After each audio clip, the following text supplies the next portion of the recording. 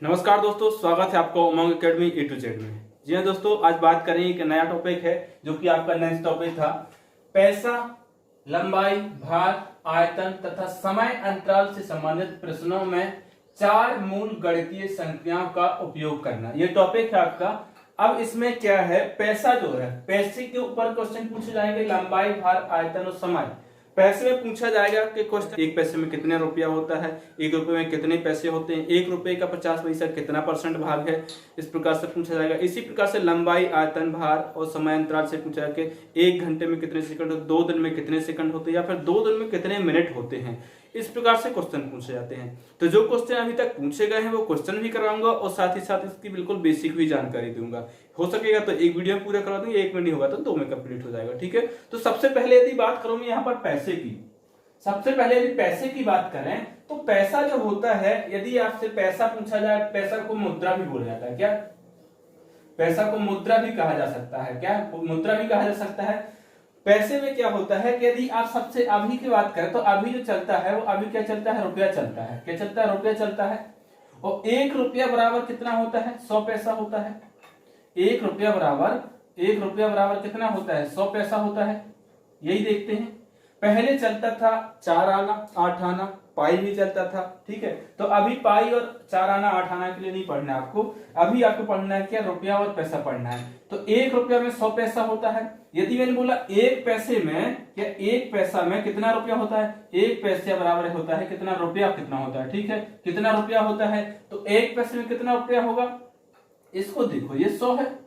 इसके पहले जब मैंने आपको बताया था, इसके पहले वाले वीडियो में कि आपको लंबाई से कितने, उसकी लंबाई छोटी और बड़ी लंबाई में कैसे संबंध है, तो आपको ये वो बताया था, चार्ट बताया था, उसमें ज्यादा जरूरत नहीं है इसकी। अगला जो टॉपिक होगा आपका कि मीटर से सेंटीमीटर और सेंटीमीटर से मीटर बदलने के लिए, वो एक बार और यूज करेंगे। यहाँ पर आपको कैसे परिवर्तित करना है कि कितना पैसा होगा, 1 पैसे में कितना रुपया होगा।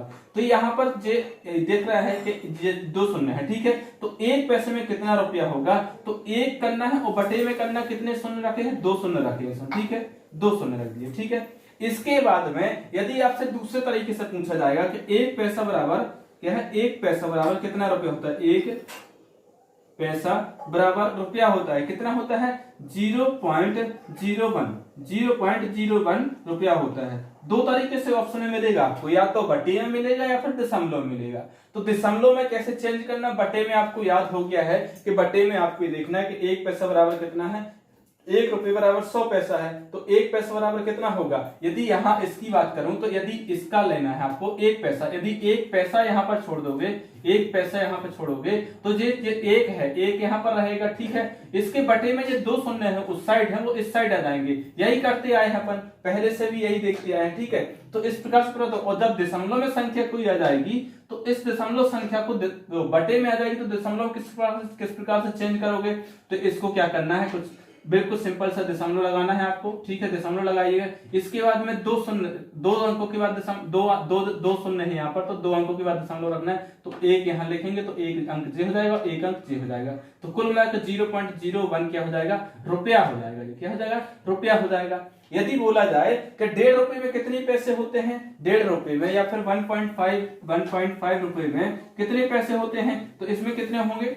1 रुपए में आपके होते हैं 100 पैसे होते हैं, और 0.5 में कितना हो जाएंगे, 50 पैसे हो जाएंगे। ठीक है, तो कुल मिलाकर के 150 पैसे होंगे। कितने होंगे, 150 पैसे हो जाएंगे, 150 पैसे होंगे। इसी प्रकार से क्वेश्चन पूछे जाएंगे और बेसिक से बेसिक क्वेश्चन पूछे जाएंगे। सिर्फ आपको लॉजिक लगाना है कि आखिर क्वेश्चन कह क्या रहा है, उसमें क्या चीज माइनस हुई है, क्या घटाया गया है, क्या उसमें खरीदा गया है, क्या उसमें बेचा गया है। ठीक है, तो इस प्रकार से क्वेश्चन पूछे जाएंगे आपसे। और क्वेश्चन किस प्रकार से पूछे जाते हैं, सीधे क्वेश्चन दिखाता हूं कि आपको किस प्रकार से क्वेश्चन पूछे जाते हैं। क्वेश्चन देखो, क्वेश्चन पढ़ो, क्या दिया है क्वेश्चन, 3 पेंसिल का मूल्य 20 रुपए है। 3 पेंसिल का मूल्य 20 रुपए है, 6 दर्जन का मूल्य क्या होगा। अब यहाँ पर आपको दिया हुआ है कि 3 पेंसिल जो है इसका मूल्य कितना है, 20 रुपए है, तो 6 दर्जन का पूछा है, तो 6 दर्जन में कितनी पेंसिल हो जाएंगी। सोचो कि जब 3 पेंसिल बराबर कितना है, 3 पेंसिल का मूल्य कितना है, 3 पेंसिल का मूल्य कितना है, 20 रुपए है। ठीक है, तो 6 दर्जन का मूल्य कितना होगा, 6 दर्जन का कितना होगा, 6 दर्जन का मतलब क्या है, 1 दर्जन में होता है 12। ठीक है, 12 होता है, एक पहले नंबर एक पेंसिल का मूल्य निकालेंगे तो कितना निकलेगा, बटे में कर दो 3 तो ये एक पेंसिल का मूल्य आ जाएगा। ठीक है, यदि 6 जो 12 6 दर्जन है तो एक दर्जन में होता है 12 पेंसिल। ठीक है, तो 12 का गुणा करें तो 12 से कितना हो जाएगा 72 हो जाएगा। ठीक है, अब 72 का आपका निकालना है, एक का आपको पता है कि 20/3 है। ठीक है, 20/3 है, गुणित आपको कर देना कितना 72 कर देना है। अब इसमें यदि गुणा करेंगे तो इसको काट लीजिए, 3 एकम 3, 3 दूनी 6 आ जाएगा, कितना आ जाएगा 6 आ जाएगा, 3 दूनी 6, एक बचेगा तो 12 हो जाएगा, 3 चौके 12, तो कितना हो जाएगा 24 जो हो जाएगा वो 24 इसका आ गया। अब 24 का गुणा करना है आपको 20 में, तो कितना हो जाएगा 24 दूनी होता है 48 और शून्य का शून्य रख दीजिए, कितना हो जाएगा 480 आपका आंसर आ जाएगा। कैसे आएगा 480 आपका, जो कि तीसरा ऑप्शन इसका सही हो जाएगा। देखते हैं एक और क्वेश्चन इसी प्रकार से किस प्रकार से कर पाएंगे। इसको किस प्रकार से किया, 3 पेंसिल का मूल्य था 20 रुपए, 3 पेंसिल का मूल्य 20 रुपए था, तो एक पेंसिल का मूल्य कितना होगा 20/3 करेंगे तो एक पेंसिल का मूल्य निकल आएगा। अब 20/3 कर दे, एक पेंसिल का मूल्य निकल आएगा। इसके बाद में कुल पेंसिल कितनी पूछा है 6, मतलब 6 दर्जन, मतलब 72 पूछा है, 6 12 से 72, तो इसमें 72 का गुणा कर देंगे तो 72 कब निकल आएगा, 72 का गुणा करेंगे तो इतना आ जाएगा, इसमें गुणा करेंगे तो 480 आपका आंसर आ जाएगा, जो कि तीसरा ऑप्शन सही हो जाएगा। इसी प्रकार से एक और क्वेश्चन देखते हैं। क्वेश्चन जो है आपका नेक्स्ट क्वेश्चन क्या है, एक पेंसिल का मूल्य 2 सही 1/2 है, 2 सही 1/2, यानी कि एक पेंसिल का मूल्य कितना है 2.50 या फिर 2.5 रुपए होता है। ठीक है, यह एक पेंसिल का मूल्य है। अब आगे क्या कहता है क्वेश्चन कि अमित 1.5 दर्जन पेंसिल खरीदता है। अमित क्या करता है 1.5 दर्जन पेंसिल खरीदता है, मतलब 1.5 दर्जन खरीदता है। 1.5 दर्जन का मतलब क्या, एक दर्जन में 12 होती हैं, 12 का आधा करेंगे तो 6 बराबर कितना होता है 18 पेंसिल खरीदता है। ठीक है, और क्या कहता है, और दुकानदार को 100 का एक नोट देता है और 100 रुपए उसने क्या कर दिया 100 रुपए दिया है, 100 रुपए दिया है, और साथ ही साथ क्या कहता है एक नोट देता है, उसे कितने रुपए वापस मिलेंगे, यानी वापस कितने रुपए मिलेंगे ये देखना है आपको। तो कुल रुपए कितने होंगे, एक पेंसिल का मूल्य 2.5 रुपए है, तो 1.5 दर्जन पेंसिल का मूल्य कितना हो जाएगा, तो 18 कुल 1.5 दर्जन में कुल होगी कितनी 18 पेंसिल हो जाएंगी। 18 में गुणा कर दीजिए 2.5 का, यानी कि 18 गुणित करेंगे, 18 गुणित 2.50 यही करेंगे। यदि इसका गुणा करेंगे इसमें, उसने 100 रुपए दिया है, गुणा करेंगे तो कितना आएगा, यहाँ पर 100 रुपए उसने कुल दिए हुए हैं। ठीक है, उसको वापस कितने मिलेंगे, क्या करना है वापस रुपए कितने मिलेंगे वो आपको पता करना है। ठीक है, तो यहाँ 18 पेंसिल का आपको निकालना है, एक पेंसिल का आपको दिया हुआ है, क्या दिया है एक पेंसिल का आपको दिया हुआ, एक पेंसिल का आपको दिया हुआ कि एक पेंसिल मतलब कितना है 2.5 रुपए है, कुल मिलाकर 2.50 रुपए यदि कहें या फिर 2.5 भी कह सकते हैं। कुल 1.5 दर्जन का आपको निकालना है, 1.5 दर्जन खरीदी है, उसके में 100 रुपए दिए हैं, वापस कितने मिले, तो 18 का गुणा कर दें 2.5 में, तो या तो आप बेसिक कैलकुलेशन कर सकते हैं कि 2 बार करना, तो 18 दूनी 36 होगा, और 18 का आधा कितना होता है 9 होता है। तो एक तो ऐसा कर सकते हैं 18 दूनी 36 और 18 का आधा कितना 9 होता है, तो कितना हो जाएगा 9 से 15 45 हो जाएगा। ठीक है, 45 आ जाएगा, मतलब 45 रुपए खर्च किया है और 100 दिया है, तो 100 में से 45 घटाएंगे तो कितना हो जाएगा 100 में से माइनस कर दीजिए 45 बराबर आ जाएगा आपका 55 हो जाएगा। और दूसरा इसको गुणा करके कर सकते हैं, यदि गुणा करेंगे तो 18 पंचे कितना होता है 90, 90 का शून्य आ जाएगा। ठीक है, और हाँ एक शून्य रख दिया, 18 पंचे 90, हासिल क्या आएंगी 9। ठीक, 18 दूनी 36, 36 9 कितना होता है 45 होता है, और फिर यहाँ पर दशमलव रख देंगे, 2 संख्या के बाद दशमलव रखा तो दशमलव रख दिया, तो कुल खर्च कितना हुआ 45 हुआ। 45 जो उसने 100 दिया था और 45 की वस्तु खरीदी है, 100 रुपए में 45 की वस्तु खरीदी है, तो 45 मतलब 100 में से माइनस कर दो 45, तो बराबर कितना आ जाएगा आपका 55 आ जाएगा। 55 क्या बचा, शेष बचा है, जो कि दुकानदार उसको वापस देगा, जो कि आपका ऑप्शन होगा। ऑप्शन कौन सा दिया है इसमें, ऑप्शन दिया हुआ है इसमें, पहला दिया 45, दूसरा 65, तीसरा 30 और चौथा दिया हुआ है 55, तो चौथा ऑप्शन क्या हो जाएगा इसका सही हो जाएगा। इस प्रकार से क्वेश्चन पूछे जाते हैं। एक और क्वेश्चन देखते हैं अपन। अब नेक्स्ट क्वेश्चन है, उसमें दिया है एक संतरे का मूल्य 2.5 रुपए है, यानी कि यदि एक संतरा है, क्या है एक संतरा, एक संतरे का मूल्य कितना है 2.50 रुपए है। ठीक है, 2.5 रुपए है, तो क्या बोल रहा है 3.5 दर्जन संतरों का मूल्य क्या होगा, 3.5 दर्जन 3.5 दर्जन, 3.5 दर्जन में कितना होगा, 3.5 दर्जन में कितना होगा आपको पता है। एक दर्जन में कितना होता है, एक दर्जन बराबर होता है 12, ठीक है। तो 3.5 का निकालना है तो क्या कर दीजिए, उसमें 12 का गुणा कर दीजिए, या तो ऐसे कर सकते हैं या फिर सीधा 12 3 36 कितना होगा, 3 दर्जन में कितना होगा 36 होगा, और आधा दर्जन में कितना होगा 6 होगा। तो 36 और 6 कितना हो जाएगा 42 हो जाएगा, या फिर इसका सीधा गुणा करेंगे तो भी ऐसे ही होगा। इसमें क्या करेंगे 12 का गुणा करते 12 पंचे 60 आ जाएगा, हासिल क्या आएंगे 6, और 12 3 36 और 6 कितना हो जाएगा 42 हो जाएगा, और एक के बाद दशमलव तो एक है। तो कुल मिलाकर के कितने संतरे हुए, 42 संतरे हुए। एक संतरे का मूल्य लिखा हुआ है यहाँ पर 2.50, मैं एक संतरे का जो मूल्य है वो 2.5 रुपए दिया है, तो 3.5 दर्जन संतरे को कितना होगा उससे गुणा कर देना है। तो 3.5 दर्जन में कुल कितने हैं 42 संतरे आएंगे, ठीक है। 42 संतरे आएंगे 3.5 दर्जन में, 2.5 कैसे में आपको गुणा कर देना है, ठीक है। 2.50 कैसे गुणा कर देंगे, ठीक है। तो गुणा करने का बिल्कुल आसान तरीका है, शून्य शून्य कर दीजिए, इसके बाद में 5 दूनी 10 का शून्य हासिल की आएगी, 1 5 चौके 20 और 1 21, ठीक है। इसके बाद में फिर करिए, दो दूनी 4 होता है, 2 चौके होता है 8, इस प्रकार से करेंगे, शून्य शून्य 4 1 5 और 2 8 2 10 10,000, ठीक है। तो कुल मिलाकर के जो होगा कितना आ जाएगा, दो संख्याओं के बाद में यहाँ दशमलव लगा, दो संख्याओं के बाद यहाँ दशमलव लगा, तो 105 जो होगा कुल मूल्य होगा 3.5 दर्जन संतरों का, जो कि आपका ऑप्शन दिया हुआ है, चौथा ऑप्शन है इसका सही हो जाएगा। इसी प्रकार से क्वेश्चन पूछे जाएंगे आपसे, कहीं दाल का मूल्य है, कहीं किसी के माता ने दिए, पिता ने दिए, तो लड़की को कितना बचेगा, लड़की के पास कितने थे पहले से,